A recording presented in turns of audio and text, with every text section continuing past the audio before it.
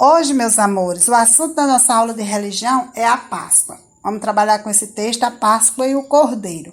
Páscoa, professora, já passou o domingo de Páscoa, faz tempo. Não, passou o domingo de Páscoa, mas o período pascal não passou. A gente não trabalhou ainda porque tem outras atividades envolvidas, mas a gente está dentro do período da Páscoa. Então, o período pascal é um período que conta 50 dias a partir do domingo de Páscoa. Então, até o domingo de Pentecostes. Hoje, nós ainda estamos vivendo a Páscoa.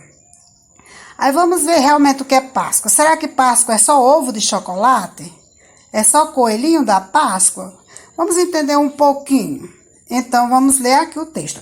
A Páscoa é um evento religioso cristão normalmente considerado pelas igrejas ligadas a esta corrente religiosa como a maior e a mais importante festa da cristandade. Por que é a maior e a mais importante? Porque, vamos lá, na Páscoa os cristãos celebram a ressurreição, que é a vitória sobre a morte de Jesus Cristo, depois da sua morte por crucificação. Então, Jesus venceu a morte, né? Venceu a morte de cruz, ele foi crucificado e depois ele ressuscitou. Então, é a vitória sobre a morte, por isso que é uma festa muito importante. A Páscoa é uma das festas que detém mais símbolos. Existem diversos como o ovo da Páscoa, o coelho, o trigo. Mas falaremos agora sobre o cordeiro. Vamos começar com o cordeiro, mas eu vou mostrar para vocês outros símbolos, certo? Será que a gente entende por que o ovo da Páscoa... Por que o ovo da Páscoa? Será que é só para comer chocolate na Páscoa? O que significa o coelhinho da Páscoa? Tem um significado, gente. Vou mostrar para vocês. O cordeiro é o símbolo mais antigo da Páscoa, pois é o símbolo da aliança feita entre Deus e o povo judeu na Páscoa da antiga lei. No Antigo Testamento, a Páscoa era celebrada com os pães ázimos. O que é pães ázimos? É pães sem fermento. E com o sacrifício de um cordeiro como recordação do grande feito de Deus em prol do seu povo. Qual foi esse grande feito de Deus em prol do seu povo? Foi a libertação da escravidão do Egito. Assim, o povo de Israel celebrava a libertação e a aliança de Deus com seu povo. Moisés, escolhido por Deus para libertar o povo judeu da escravidão dos faraós, comemorou a passagem para a liberdade imolando o cordeiro. O que é imolando? Sacrificando, né? Como Jesus foi imolado, porque ele foi sacrificado, foi crucificado, assassinado, né?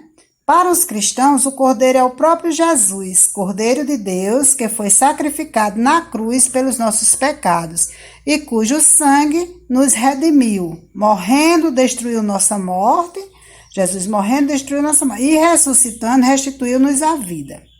E a nova aliança de Deus realizada por seu Filho, agora não só com um povo, mas com todos os povos, né? Não é só mais com o povo do Egito, mas com todos os povos. Agora vamos interpretar. Olha, gente, quando diz assim, destruiu nossa morte. E a gente não morre, professora? Sim, mas que morte é essa? Não é só a morte que a gente deixa de respirar, que nossos órgãos vitais param de funcionar. É o estado de morte. Muitas vezes estamos vivos, mas estamos vivendo a situação de morte. A pessoa que vive no mundo do crime é uma pessoa que vive numa situação de morte, porque ele está contra a vontade de Deus, a pessoa que não pratica o bem, a pessoa que não ajuda o outro, que deseja o mal, que prejudica as pessoas, tudo isso é situações de morte, porque está matando dentro de nós as boas ações que nós poderíamos realizar, né? As oportunidades que nós temos de fazer o bem, que Jesus veio só para fazer o bem. E então nós temos essa oportunidade de fazer o bem e muitas vezes nos colocamos em situações de morte e ao invés de ajudar o outro, nós estamos destruindo. Por exemplo, a pessoa que se destrói o outro com fofoca, se destrói o outro com perseguição, com inveja.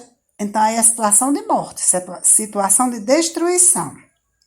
Então, a Páscoa é um tempo de ressurreição, não só de quem morreu ressuscitar, mas passar de uma vida errada, de uma vida diferente, para uma vida boa, para uma vida nova, para situações melhores. Por exemplo, se eu não gosto de estudar, não me dedico, então eu passo a estudar, eu passo a me interessar, eu estou fazendo uma Páscoa na minha vida.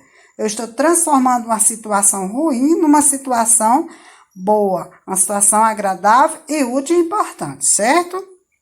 Eu não gostava de ajudar ninguém, e agora eu vou passar a ajudar as pessoas que precisarem de mim na medida do possível. Então, isso é uma situação de ressurreição, de Páscoa. Páscoa é vida nova, é sair de uma vida de pecado, uma vida errada para uma vida melhor.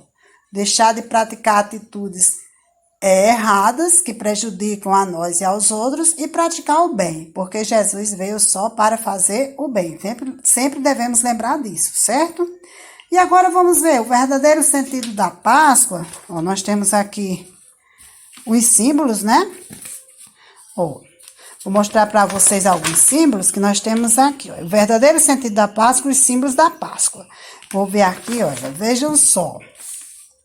Os símbolos da Páscoa. A Páscoa é uma festa de símbolos. Eles nos fazem lembrar o verdadeiro sentido dessa festa.